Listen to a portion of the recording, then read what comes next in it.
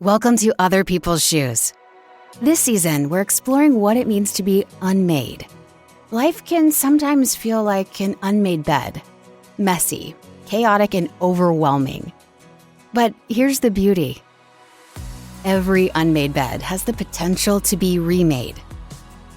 In Season 20, we're sharing powerful stories of people who faced their life's chaos head-on and found the courage to rebuild, turning their messes into masterpieces.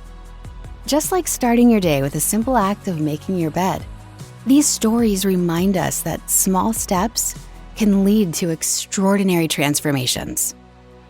So put on your shoes and take the first step toward remaking your own life. You're about to be inspired, challenged, and encouraged in ways you never expected. This is Other People's Shoes, Season 20. Unmade. And now, here's your host, Neil Matthews. Welcome in. That's right.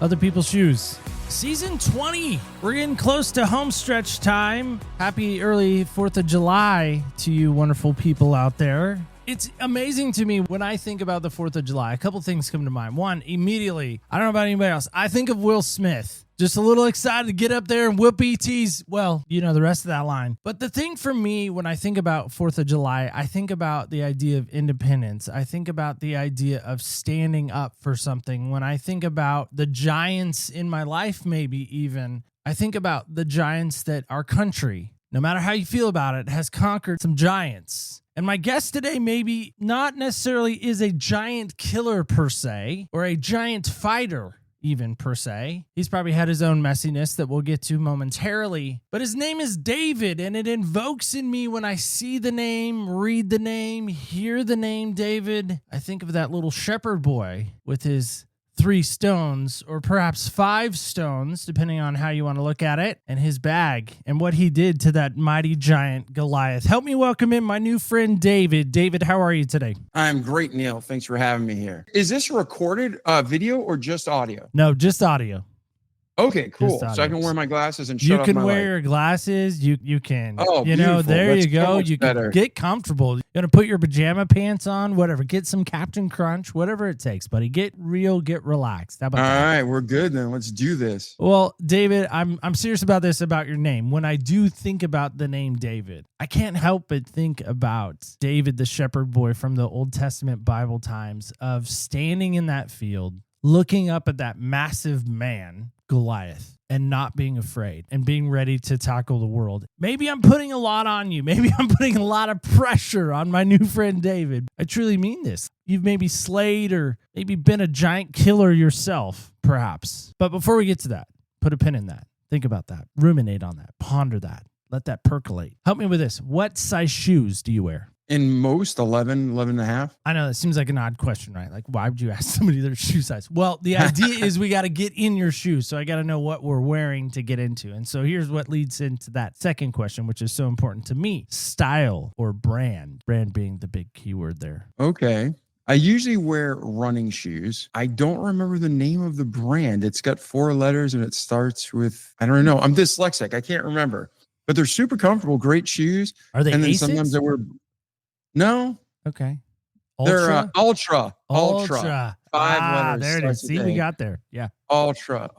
Yeah. And then sometimes, even though I'm from a little town called Milford, Mass, outside of Boston, didn't grow up with any country influence. I love a good pair of cowboy boots. I have a pair of Harriet cowboy boots, the flat toe, not the pointy. Yeah. So that's normally what I wear. Running shoes or cowboy boots. Okay. So I work now for a diesel mechanic repair shop. We repair heavy machinery equipment all day long. So like semi trucks, backhoes, dump trucks. And I am in a world that I truly still don't get. A language and a vernacular, just parts and pieces that I'm like, they're like, we need the injectors. I'm, hi, what's an injector? They're like, we need an oil filter. I'm like, okay, I know what that is now after a couple of months of being there. Okay. And they're like, we need this blah, blah, blah. And I'm like, I don't know what blah, blah, blah is. But I feel like now that I live, and you know Central Point, which I just automatically got warmed up when you said that in our Blue Room kind of preliminary talk. not green because our rim's not green.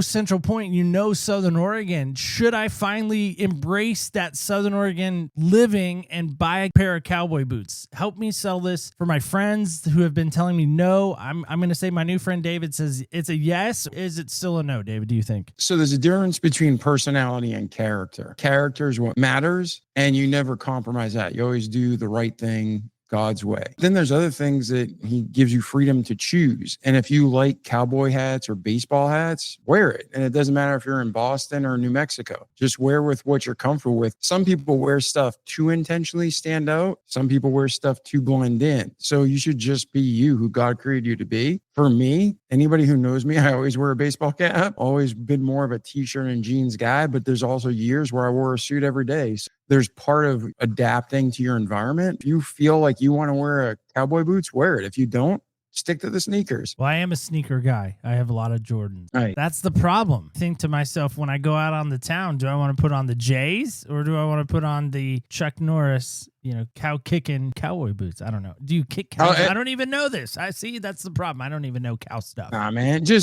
After a full day of running around, sneakers are more comfortable. I don't care what you say. It's more comfortable. You get used to whatever you wear. No, I hear that. Well, help us with this idea of an unmade bed. We approached you about coming on our show. You had some interest to me, some curiosity, but I'm wondering about this for you. When you think about the idea of an unmade bed or the messiness, how does that become part of David's story? Or is it even part of your story? No, I think there's a correlation. You'll have a lot of people speak for years, hundreds of years, on making your bed in the morning. Some of it's cultural. Europe and many countries, they don't make their bed. They leave the sheets down to air it out so they don't get bed bugs. In America, we got the military. We got the greatest country in the world, greatest armed forces in the world. And it's big on discipline. And I know for myself, if you walk in my room at any point in the year and my bed's unmade and things are all over the place, I'm just all day, every day at that point in my life, I'm disorganized. But yet when I wake up, make the bed, my room's in order, my affairs are in order, it carries over. It has like a symbiotic relationship with what I'm doing all day, every day, like one more sign of where you're at. You can lose control of your life, so you hyper compensate by cleaning everything. I know that in the most productive points in my life, I'm getting up, I'm making my bed, I'm ready for the day. So I don't know if I can explain why, but there's definitely something to cleaning up, having a neat environment, not neat like cool, but neat like organized, and having a place for everything. Well, as I mentioned to you, this is my studio. This is my home away from home. A couple of weeks back, I was tired tripping over stuff because sometimes I make this the catch room. I just put stuff in here, or I'm moving around, or I'm an MC sometimes for a high school, so I have some of the gear that I bring to MC the events, and I just kind of just throw it in here and I just shut the door and move along. But I was in here one day doing some editing, and it was driving me crazy, some of the stuff that I let just build up and the mess kind of just in the clutter. And I just threw it all in the middle of the room, like literally started dumping shelves and just throwing it in the middle of the room. My wife came in around 10 a.m. that morning, and she said, "What in the world are you doing?" I said, "I can't handle it anymore." She's like, "Can't handle what? This looks like a mess." I'm like, "It does." I'm like, "But the other stuff was a mess too. So I'm going to start fresh. I'm just going to just start again." And she goes, "This seems like an all-day project." I'm like, "Can I have permission to clean my room, please?" She's like, "Yes, you can." Because I could spend all day out here, truly. I could find stuff to do and find stuff to keep me engaged. Is there maybe a room or an area of your life that you look at again, maybe much like this room that I just described, and you're like, "Man, I knew I needed to get clean on that"? Yeah, the first thing for me is like my bed, not making it, the dresser. Instead of putting clothes away, I throw it on top. And then my closet. Like you're in and out. It's like, "Oh, I'll put this away later. I'll put this away later." And it piles up. The rest of the house, I usually keep pretty consistently clean. Definitely trickles into my closet first. That's like I don't know. It's like you're busy. You start throwing things on the floor. You start putting things on the shelf. A week later, you're like, "What have I done?" So you just clean it and get it over with. We listen to a podcast. But how would you maybe make that metaphor into your life and to your life experiences? I'm guessing not everything in your life has been a perfect made bed, a perfectly organized closet. It's been chaotic and messy. So is there areas in your life that you've had to stop and say, "Okay, I need to clean this up before I move along down the road"?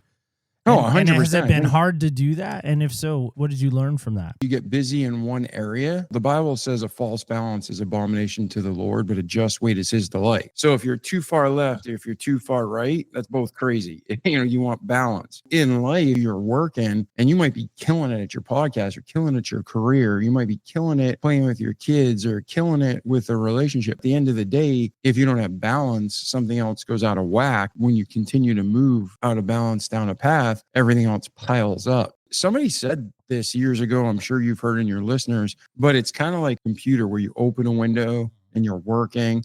Then you open another window and you do something else. You open another window. Oh, I got to order lunch. Or you open another. And then by the time you're done, you have 58 windows open and your hard drive is bogging down and because the RAM's slow and the resource in the computer is emptying out. That's like us in an unmade bed. And when we let projects build up, sometimes you just got to stop and then go and just whip through the projects and close all those windows and just reset yourself. Having at least a day off a week, taking vacation, even if you make minimum wage or if you make an elitist income, I believe in taking a lot of like mini trips and go out for the night or do something fun just to kind of decompress. Because I can tend to get in the zone workaholic and my other option is off. It's like sleep or work a lot of times. So that's really bad balance. So I need to work on that in my life. Definitely had times where projects have built up. And when I'm free, I'm thinking about work. And when I'm working, I'm thinking I want to be free.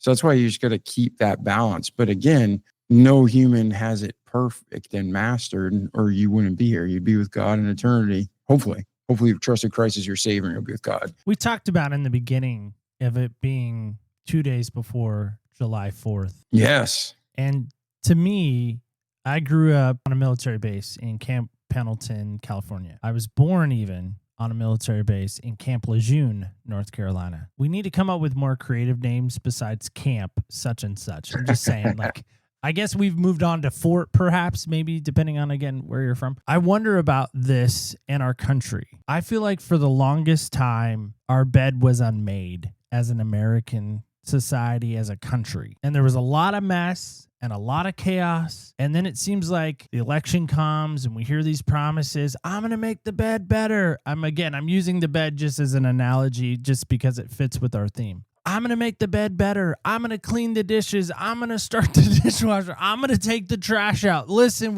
there was a candidate who actually insinuated that he could take trash out and sort of did. I look at our country when I was 9, when I was swinging on a swing set in California, and I'd look up and there would be helicopters, Super Cobras to be specific, flying over. I would swing out on my elementary school and see the Amtrak amphibious assault vehicles coming up on the sand. Amazing as a kid. That's Santa awesome. would come to our elementary school in a Huey helicopter. So I didn't grow up necessarily the way everyone else. My elementary experience was different. Buddies and I would steal our dad's fatigues when they were gone over in other countries protecting our country, and we would wear them, and we made our own like little militia. Now, we didn't kill anybody or beat anybody up. In real life, in our imagination, we were really awesome. We were Delta Force. That country back then, where people seem to care about patriotism, where people seem to care about our world, care about our country, care about our American way of life, I would even say, I feel like is almost extinct or on the extinct list, like we would see like a penguin or maybe an animal. Am I wrong in this assessment, or how do you view it in light of what I just shared? Man, there's a lot to that question. There was. I gave a lot there. Sorry. No.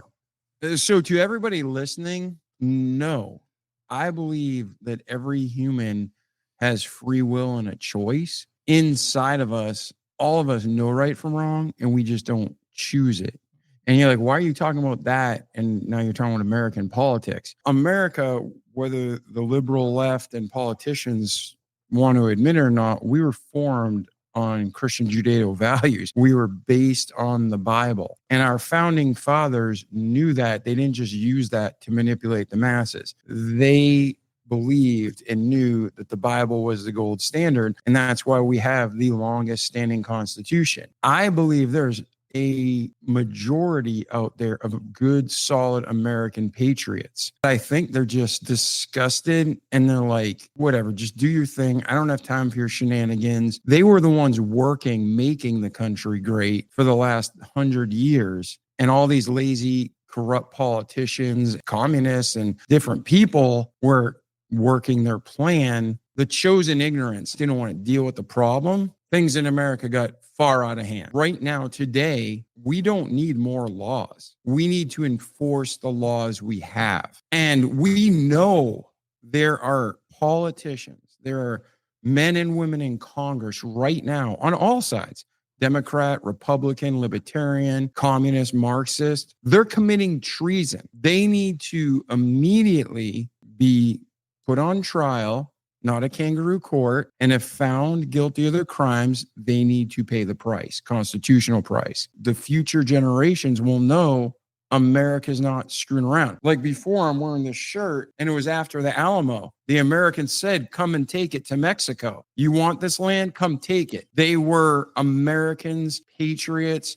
They loved God. They loved their country, and nobody was getting it unless they died. Now, under the last administration, it's here. You can have it, and here's a $5,000 check and cell phone to go with it. We gave away our freedom for their personal corruption. So you have 1 or 2% of these horrible humans who've, in my opinion, traded their soul for 30 pieces of silver. They're selling down and selling out God and the American way of life and generations to come for their little 30 pieces of silver. At the end of the day, there's a real God and there's a real loser who's not even close to God, Satan. And he's the one driving the jerk on the earth, Satan. And he's influencing all these people like George Soros who think they're big wigs and people we've never heard of bigger than George Soros, these true globalist elitists that kind of manipulate the show. And it's not conspiracy theory. It's reality. 2 + 2 is 4. And there is a hierarchy and there's an evil hierarchy. And within America, we let things go. We didn't want to deal with it. And a huge, massive catalyst was people, quote unquote, who say they're Christians. Christians mean to be Christ-like. They left the public schools. They left government. Well, what the hell do you think's going to happen, you rocket scientist? If you take all the quote unquote good influence out of a system, bad's going to grow. They were just basically like, well, we're too lazy to fight, so we're just going to give it away. And now they're complaining 30 years later, oh, wow, what happened to our country? We're what happened to our country. We stopped fighting and the evil kept moving. That's it. I don't think it's hopeless. I love what Trump's doing. I love what this administration's doing. You can say drain the swamp, whatever you want to call it. But even with Trump needs to be kept in checks and balances. The Republicans need to be held accountable for any crimes they commit. There's a lot of horrible, horrible humans in Congress that all need to be put in jail, in my opinion. And then we just need to have fresh people. I think polygraphs should be a mandatory part of every single political leader. Core things like acts of treason, corruption, questions of integrity. Would they compromise for money? And if they fail that, they should be put to charges. And that'll keep bad people from even running from politics. And again, I'm using the term polygraph, but there's tests that are way better than polygraphs that we have active today that are inexpensive, that you know if somebody's lying or not. That needs to be done, starting with Obama and Clinton and Biden, Harris, all of those, Pelosi, all of those people need to be put in jail for treason. And I can probably name just as many Republicans. The Democrats right now are out of their mind, selling the country for insanity. Kindergarten copter in the 80s said it. Boys have penis, girls have vagina. When you start training children in 2nd grade about homosexuality and about transgenderism, I don't care who you are. I'm not against homosexuals. God loves everybody. But if I was committing a crime,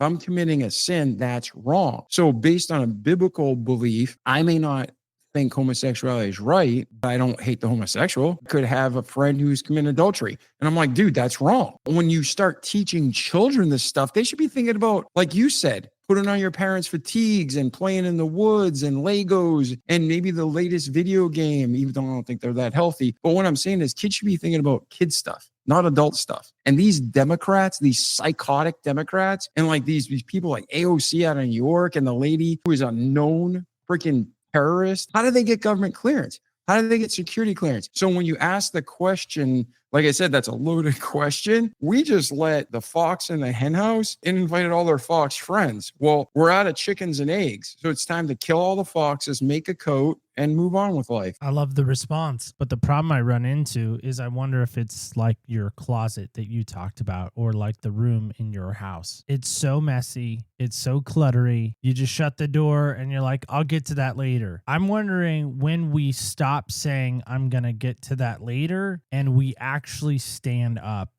and say, not on my watch, not going to happen. I don't hear that anymore. Now, listen, I live in Oregon. I joked and I joke all the time. I don't want to live here. No, listen, I can't move. Say, well, great, Neil, move. I can't. We've built a house. We've built a life. We have a friend group. My wife has a very great job here. I work for one of my best friends ever. I like my job. Okay, I love my job. If he hears this, Nick, I love my job. My point is that outside my house, when we built our home, I wanted to have a flagpole. That was important to me. As a kid, I grew up around flagpoles. We had a ceremony every night. Sunrise, there was a ceremony. I'm used to that. I wanted that back again. I wanted that nostalgic feeling again. I wanted to come to my home and see a flagpole. I know some are like, that's dumb. I don't care. I want No, that's important. That's huge. If people don't understand it, they're dumb. Agreed. No, seriously, if you don't understand what Neil's saying, I'm not making fun of you, but I'm saying you fundamentally lost sight or you were never taught. Again, another huge problem with the public schools. Right. You were never taught the respect and the significance of the flag. And I could go on more than that, of the cross. Right. But just we're talking about America and 4th of July. And the flag. But go on. On top of the flagpole is the American flag. Below that, some would say, oh, you have the state flag. You have the Oregon state flag, right? You live in Oregon. That makes sense. No, I actually have the North Carolina state flag. Those two flags to me symbolize something. Freedom. And for me, my home is always going to be North Carolina. I was born there. I recognize I know it sounds weird, but I recognize where I began. That's the state I began in. And also, by the way, that state is red right now. And I'm excited that state is red because my state is not red. It's blue. It's not even sort of purplish. No, it's straight blue and a bad color blue, by the way, not a light blue, but a royal blue. Well, bringing that about. But if somehow, some way I could say to you through God's magical power, maybe like a Bruce Almighty kind of moment, what would you change first about America if you could? What the Trump administration right now is doing, cleaning house and looking at all these programs, again, the only role of the federal government should be national defense. And we do everything but that, literally but that. This last administration, they purposely and consciously sacrificed the safety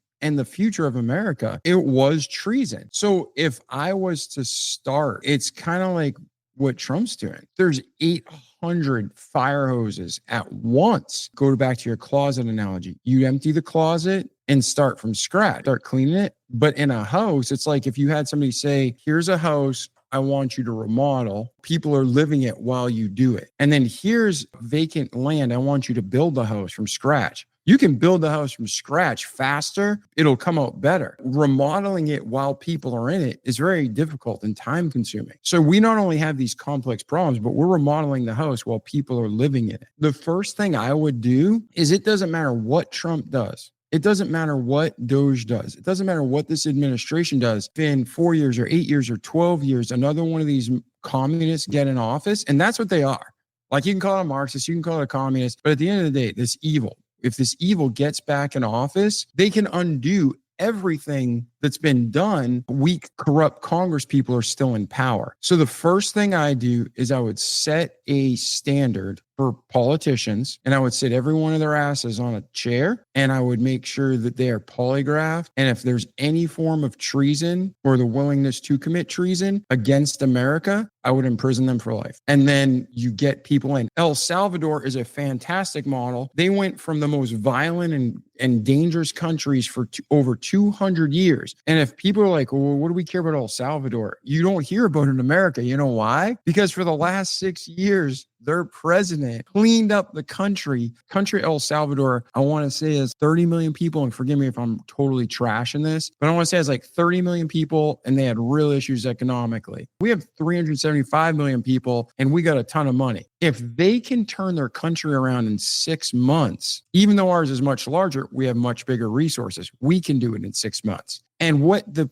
president did is he came in office and they said, you're going to die. And he said, then I'm willing to die. Because from what I know, he's a Christian and he loves his country. And that's what we need to be. That's a patriot. He came in, he arrested all the crooked politicians, all the crooked police, and all the cartel leaders. They built that giant new prison and housed them all. And in 6 months, that country went from the worst and most dangerous on the planet to the safest. And now 6 years later, I was just down there last year, they have infrastructure all over the entire country. Google, they're liberal as can be, but they know where money's at and they know where opportunity's at. They're building a giant tower in the middle of San Salvador because they know, despite them ruining the rest of the country, hey, we're going to go where it's safe for our people and where we can have economic wealth. So they're building there and all these major companies are building there. El Salvador is a great model to at least learn from. We can't perfectly emulate it because they're not doing everything right, but we should be learning from every country in the world through history.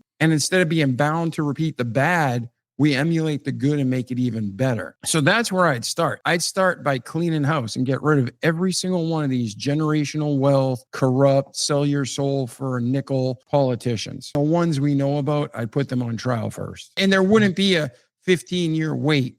And let both sides, dude, you're an attorney. You get paid thousands of dollars an hour. Get your crap together, get the case together, bring it to trial. And this isn't a witch hunt. People know facts are facts. That's another huge system. Right now, what the hell's his name? The guy, he just went on, he admitted under Biden, we, meaning the Democratic Party, loaded the courts with 239 liberal judges that'll vote our way. Right off the bat, that's not what a judge is for. A judge shouldn't be Democrat or Republican. They shouldn't be liberal or conservative. They should be saying, this is what the United States law is, what you're trying to do fit in that law, or is it illegal? That's their job. It's supposed to be an impartial interpretation of the Constitution as best they can. But he openly admitted we corruptly put in 239 foot soldiers that will follow our agenda. That's wrong. All 240 of those and everybody involved should be in jail for life. Just to help you, 6.31 million. That's a population of El Salvador or San Salvador? Yeah, that's according to Google right now as of 2023, 6.31 million. So that's tiny compared to America. Correct. And they turned the entire country around in less than 6 months, and they have a booming economy in every way. So that is something, like I'm saying, they did it, we can too.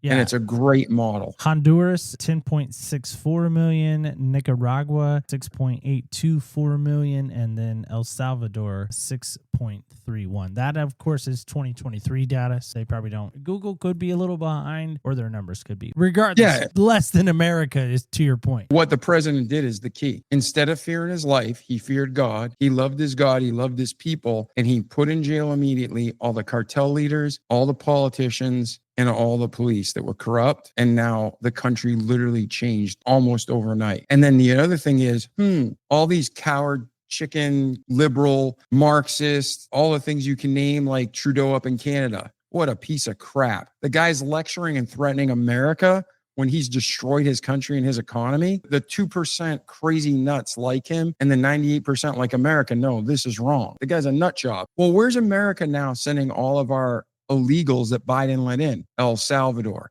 to these awesome prisons that were built? There you go. So again, America is using this small 6 million person country because they have their act together. And again, El Salvador needs checks and balances. The president, Trump, America, whoever the president is in the future needs checks and balances. But that's why our founding fathers were wise enough to set up that 3-tier system. Thomas Jefferson had the idea you were not made for this lifelong public service. You did your 2 years, you did your 4 years, you were done. There are politicians that have been in there as long as I've been alive. And you look at their net worth going in and you look at their net worth currently. It is strikingly different. I've made the joke, and others have as well. Politicians really should be much like a NASCAR. Look at all the tags and all the sponsorship on that car. Like, I want to know who's sponsoring you. And all this time, I also thought that they were sending these government programs to other countries to fund Sesame Street in Iraq, which, listen, if Iraq needs Sesame Street, all right, fine, let's work on that. But the problem is that when you go to let their people, I disagree with that. Let their people work working on with their oil money. Well, what I'm trying to say is the concept sounds fine to help other people. That sounds fine. Yeah. My thing is first, though,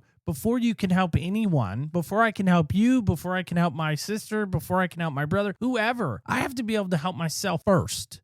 Yes. And that's where I'm at. Don't send another dime across the ocean or across the border if we can't even fix ourselves first. Look at San Francisco. Look at Portland. Look at Seattle. I'm only naming West Coast cities because that's where my neighborhood is, if you will. When I found out about what Doge has discovered, and again, we're going off the premise that they are correct, which why would they not be correct? You go and try to find that Iraq Sesame Street that they put out. You can't find it. There's no video of it. So where did the money go? Genius Boss said they're washing the money. They're washing it. They're using our system. They're using government programs to launder money. That's what they're doing. 100%. And I'm like, are you kidding me? You're making me pay taxes and you're washing the money? What? That's why it goes back to the first thing we need to do is they need to be, whether you call it a polygraph or whatever kind of test. Like I said, I don't know the names of the newer tests, but they can judge within like a fraction of a percent with 100, almost 100% accuracy. All these people need to be put on it and tried and be done if they're found for treason. Because look at Biden. He's been a liar his whole career. He's done nothing positive for even America. Kennedy called him that. Yeah. In the Hillary Kennedy Hillary Clinton got kicked out of the Democratic Party during the 70s for being radical and evil. The Democratic Party kicked her out. And then she ends up years later being back like a rash and she's running for president. And then Dan Bongino, that guy's an upstanding American patriot and he had to protect her. And he just recently, because of his position now, he came out and said Hillary Clinton is the most evil person I've ever met or had to protect. And her crimes, now that he is in his position, he can start revealing her for her crimes. That he was firsthand. He was just Secret Service back then. But now he can start saying this is wrong and acting on it. I'm right there with you. But at the end of the day, it doesn't matter what happens in our country if the politicians who make the votes don't get replaced. And then at the end of the day, nothing matters in politics if we're not honoring the God who created the world. Sometimes people think I'm harsh or whatever. And if I make sin or if I have the wrong attitude, that's on me. That doesn't reflect God. God's perfect and loving and holy, but he's also just and strong and in a healthy way. I fear him. If you don't have a healthy fear for God, again, there's something wrong with you. There's nothing wrong with God. If you have a good parent, you're like, ooh, I don't want to do that. My mom or dad will be mad at me. Okay. Same thing with our righteous, perfect, loving God. We need that balance and that right view of him. The other challenge I think that we're in right now, again, going back to, the room analogy, it seems to fit perfectly. My mom as a child would tell me, go clean your room. Fine. And my room was not organized. My room was chaos, messiness everywhere, stuff under the bed not made, clothes and all my stuff, all my toys and all my other stuff. Sit in this room on my bed and clear off a spot for me to sit down. And I would just sit there and I was so paralyzed to the point where I was like, I don't even know where to start. And that I feel like is the problem with America right now. Even we'll call them American citizens, is I think they're so fatigued and they're so just tired of the mess, tired of the lies, tired of the bickering, tired of this. It's like everyone keeps fighting, but nobody keeps really wanting to sit down and say, no, enough's enough. We're done talking. We're done fighting. Now it's time for action. And I feel like that's where we're at, is we need action. But the problem is like, well, whose action do we listen to? Who is it? And then there's those others of us that are American citizens who have even said, listen, Trump is the next Adolf Hitler. I've heard that. I've heard even Christians, even people I love and respect in this podcast space, who say, I won't vote for him. How, as a Christian, can you vote for him? How did you vote for him? Didn't you know what Harris stood for? And I was like, cool, tell me 5 things she did right. I'll wait. Tell me one thing. Yeah, even one, I'll wait. And they're like, well, she's better than Trump. And I was, but how? Tell me how. And no one could. Yeah, it just frustrates me, David. It just absolutely frustrates me. And that's just it. You can't, people believe what they want to believe at the end of the day. And there really is the minority. I remember I lived in Washington State for 3 years. From Tacoma, Olympia, Seattle, that's all liberal left. The rest of the state was super conservative for the most part. Then you go to Idaho where there's some white supremacist problems. You got real issues there in that area on the, I don't even want to say the other side, because I believe there's one race, the human race. And I believe that everybody is created equal. When it comes to male and female, I don't care if you're black, white, or purple, men and women are equal. but they're different. And when it comes to politics, we need people who are going to recognize the reality of what's going on. And like you said, the whole house is a mess. Sometimes you just got to purge. You just got to take everything. You put the stuff you're going to keep, the foundational core stuff, give the rest to charity, and rebuild. And we still have the most prosperous country in the nation,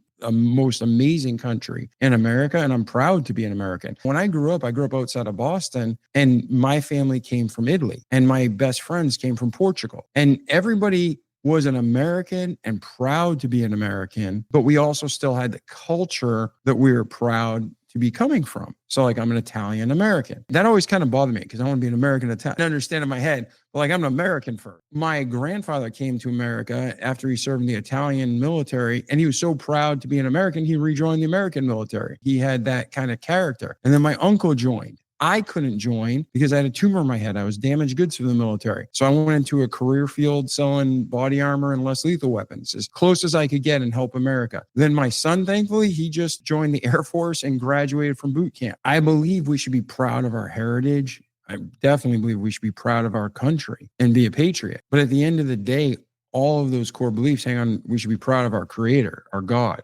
All those beliefs and everything we need to know is right here in the Bible. And in that Bible are the rules and the guides, and that'll keep us safe and healthy and prosperous. And that's where we're lacking. Everybody has let just horrible people take control, and they leave them in control, and they're doing things that we know are wrong. And like all this crap, people say, well, the founding fathers were bad. The founding fathers are bad. The founding fathers are bad. I don't know George Washington. I don't know Thomas Jefferson. I don't know Ben Franklin wasn't president, but I don't know Ben Franklin. What they wrote in the Constitution, that's what I know. And what they wrote in the Constitution isn't what the View tells me. When it comes to even some of their own writings, Ben Franklin, I probably wouldn't agree with him on a lot of things, but on these core foundational principles that he helped frame with the Constitution, seems to be working 250 years later almost. I don't know if Thomas Jefferson had what we call slaves. I wasn't there. But again, there's a difference even in the Bible between a slave and a bondservant. And it's like one's just like an employee. Biblically, you treat people well, you treat people kind, you don't abuse people. Our media and what our school systems and what our government is trying to do is discredit all of our founding fathers. And so they can discredit our foundation in the Constitution. So they discredit and destroy America at its core.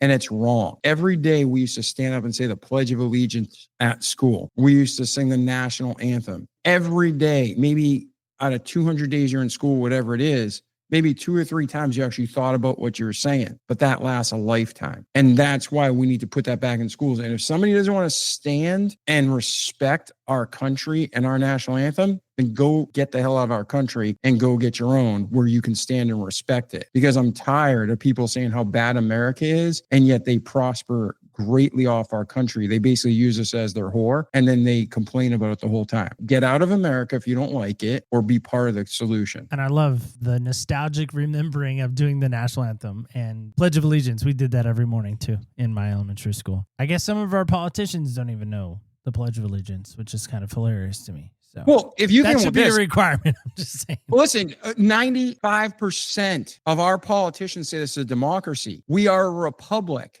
I pledge allegiance to the flag of the United States of America and to the republic. Yeah, to the republic. Yes. That's why they take out the pledge. And that's why they don't want people to know the foundational core of who we are. And if you're listening to this, you're like, who cares? What's the difference between a republic and a democracy? Huge difference. Again, don't go to Rosie O'Donnell. Don't go to The View. Don't go to Hillary Clinton to learn what it is. Get some literature. Or learn Kamala what the difference Harris is between a republican and a democracy. And our founding fathers made America a republic who protect us from exactly what's going on today. A fully democratic system is a fickle bitch. And based on the whim of the people, it's like, crucify him, crucify him, crucify him. You got real problems when the whim of the people make the political standard. Can a person who has a biblical worldview be a Democrat? Yeah. Purposely said biblical worldview. The word Christian only appears 3 times in the Bible. So a true disciple of Jesus who's trying to follow in his footsteps, who's trying to honor the Great Commission, who's trying to do the tenets that Jesus lays out in the gospel. Can somebody who has, again, that biblical worldview be a Democrat in your mind? I'm not making excuses or weak to say my opinion, but there is a preface. The Democratic Party is a political system made by man, and it can change. So in today's Democratic Party, what they embrace and what they believe. That's what I'm referring to. Yeah. You're spot on. Nobody ever called themselves a Christian in the Bible. It says in Acts, they were first called Christians at Antioch, meaning other people saw the disciples and said, you are Christ-like. When people say I'm a Christian, I've trusted Christ as my savior, but it's not presumptuous and pious to say I'm Christ-like. So that's actually a really good point people need to consider. But when it comes to the Democratic Party today, if you were being honest, hell no, you will not line up with the Democratic Party and be a true follower of Christ. 10 years from now, that might change. When you look at the beliefs and the standards they hold, pro-abortion, pro-transgender, pro-supporting people outside their country before you take care of yourself, those are things that are fundamentally against common sense. The Bible is science. The Bible is common sense. When you start saying things that are just ridiculous, I don't see how. Now, you could find a human who has trusted Christ as their savior, but they were brainwashed. I'm a Democrat. I'm a Democrat. I'm a Democrat. Democrats are the good. They're the working class. They're for the people. Republicans are the rich, evil, trying to steal and manipulate. Be brainwashed. None of us are perfect and whole in every area of our lives. So you could have a truly great person who's brainwashed that, oh, I'm a Democrat because Democrats are good and that's bad. But if you were to fix the system and say, well, here's really what a Democrat is and here's really what a Republican is. And I say that to my friends in New England all the time. Right now, in the Boston area, if you just took people and said, do you believe in this? Do you believe in this? Do you believe in this? Do you believe in this? Are you for this? Are you against this? Just did a checklist, a survey. Most people would end up on the Republican Party for this exact reason. Because the Democratic Party is corrupt to corrupt extreme. Right now, that extreme liberal side is what you hear about in the news. Like, can you watch a movie today or a TV show without seeing homosexuality and children? No. It's so messed up. Dude, listen, I don't want to go to public and see heterosexuals making out. I certainly don't want to see homosexuals make out. Cut it out of everywhere. It's not appropriate. Love, affection, healthy relationships, that's all fine. But don't push it on me in any way, shape, or form. You mind your business. I'll mind mine. We're going to see things different. We can agree to disagree. And frankly, some of my best friends, I will always pray for them and I will always fight for that moment that they wake up, right? Because that's my opinion. But the truth is, either I'm right and they're right and I'm wrong, or we're both wrong and we need to follow God and find the truth. And that's the end of the day, what we all need to do as Americans. We need to say, what is truth, and search it and seek it and do it. Like you said earlier, so many people talk, but very few do. Maybe 10% doers in the world. And right now we need that you got 10% absolute losers, 10% achievers, and 80% in the middle. That 80% needs to step up and become a doer to help save America. I'm tired of people talking about something. I want to see somebody do it. My wife says to me all the time, babe, I love you. You are very articulate. You're very good with your words. You're a natural speaker. Stop telling me about what you're going to do and start showing me what you're going to do. And that's where I'm at right now. Is I'm tired of people talking. I'm like, cool, show me what you're going to do. That's why I voted for Trump. I'll openly say that, because guess what? He showed me what he's going to do. He just didn't talk about it. He showed me. What he said on camera 30 years ago, he's still voting for, and he's still doing it. And so whether you like his personality, get off your soapbox. I honestly believe 90% of people who don't like Trump are jealous. Fact out, if you were honest with yourself, forget me, go buy yourself a room and say, why don't I like Trump? And when you cut through it, dig to the core, not the symptoms, I bet you're jealous. He's rich, married a supermodel. He's got great kids and family who surrounds him. He's got tons of wealth. He's influential. You're just jealous. And at the end of the day, it's not about the money, but that money is a tool that allowed him to become our president. Because right now, the deep state is funding terrible people to take these offices because they want control. If you or I wanted to run to office, you pretty much need to make campaigning a full-time job, and you need to have millions of dollars. So the system is broken fundamentally in so many ways. So when your wife says for you to go do something right now, you can't just say, well, I'm going to run for this. The system's rigged. So you need to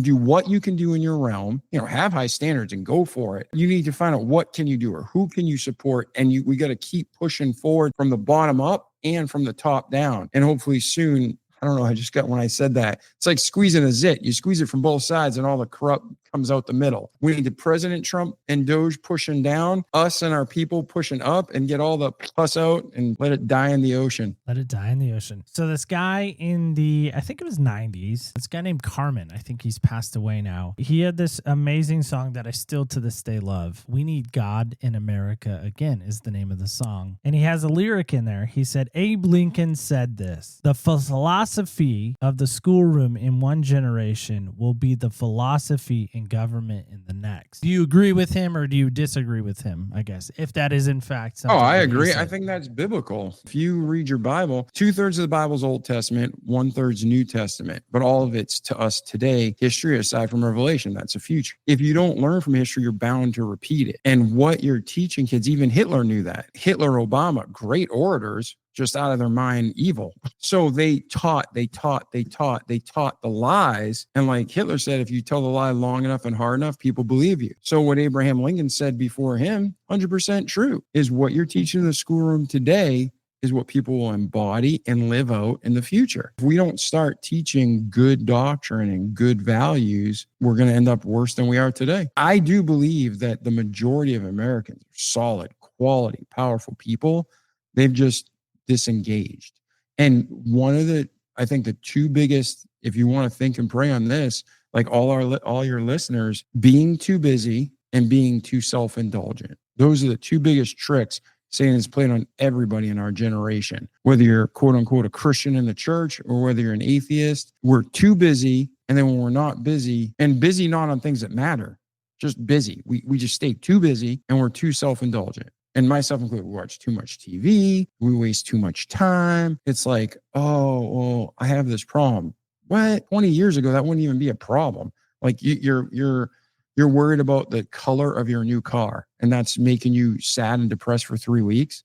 Dude, you're buying a new car. You have a car. Perspective, our view is way off. But that quote that you just said from that song and from Abraham Lincoln, I would say is spot on. When someone says they're busy, this gal, I think she's now passed. She's now with the Lord. Her name's Margaret Edwards. You know, Margaret, busy, got some stuff going on, always something I'm juggling. And she said, I don't think you should say that you're busy anymore. What do you mean? And she said, I'll send you an email. And it was like one of those like forwarded messages that we used to do. Like we'd send these mass forwards. People probably remember that in the early days of email. Well, anyway, it was one of those. And it said in the big top subject line, it said busy, dots in between. So it was an acronym, and it said busy means being under Satan's yoke. Yeah, that's good.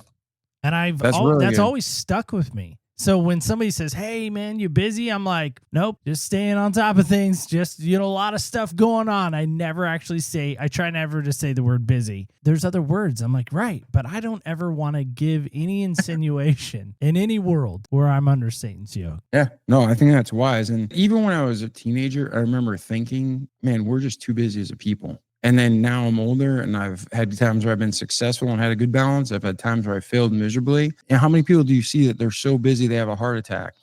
Yeah. And then they're in bed for 3 months recovering. The world's still going on without you. So you might as well find balance now before you have the heart attack. And when we're working, make sure we're working for something that matters, not just wasting time. Well, David, as we wrap up today, how can folks hear more about you if they're curious? I know you have a podcast of your own. What are the best ways to get connected with David? And then maybe leave us with something profound, perhaps. Put in a lot of pressure on the word profound. Maybe a final thought for you that really resonates with you, that you're maybe working through, or maybe that you have down solid. Yeah, no. So the best way to get a hold of me is just go to my website, davidpasqualone.com. And I guess you can check out the show notes, how to spell my name, or you can go to remarkablepeoplepodcast.com. Everything I do there for my profession. If you want to reach me, there's a contact us page. If you want to check out our podcast, the Remarkable People podcast, everything is there.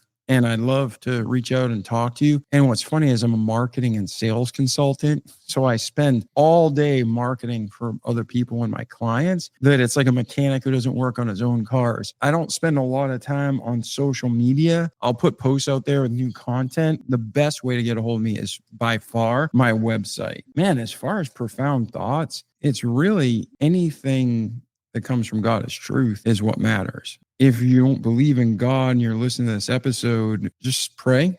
Just pray. Say, God, if you're there, Show me. And just start reading your Bible.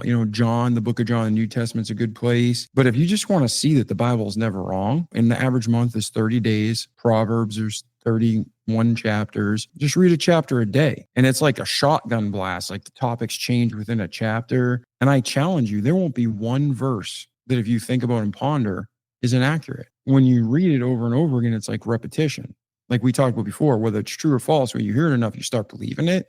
When you read your Bible every day, you do that every day. So you keep that clean water flowing through. So you have crystal clear water. If you start getting dirt in your belief system, you're going to start bogging up and believing trash. And even if your whole life you believe lies, the more you water yourself with the Bible, the more you water yourself with the Word of God, with truth, eventually you're going to clean out when you give yourself to Christ, and you'll have a clear flowing water coming in you. Our life's like a vessel, and then our cup will be clean and it'll overflow to the rest of the world. So that's when we'll be truly useful. It's good stuff. Love it. Well, again, David, thanks so much for hanging out with us. All right, guys and gals, kids and campers alike. I know that was a little different than normal, wasn't it? A little different. I don't know if you'll ever tell me this, but I'm really curious. When you write your name to something, when you sign your name to something even, what does that mean to you? Recently, I had a young man come into my shop where I'm working, and he was trying to write a check. First off, hands up if you've written a check recently, okay? Anyone? Hands up? All right. He couldn't do it. He was younger, in his defense. He was probably about 16, 17 years old, I'm guessing. But he couldn't figure out how to write the check, couldn't fill it out, couldn't figure out where to sign his name.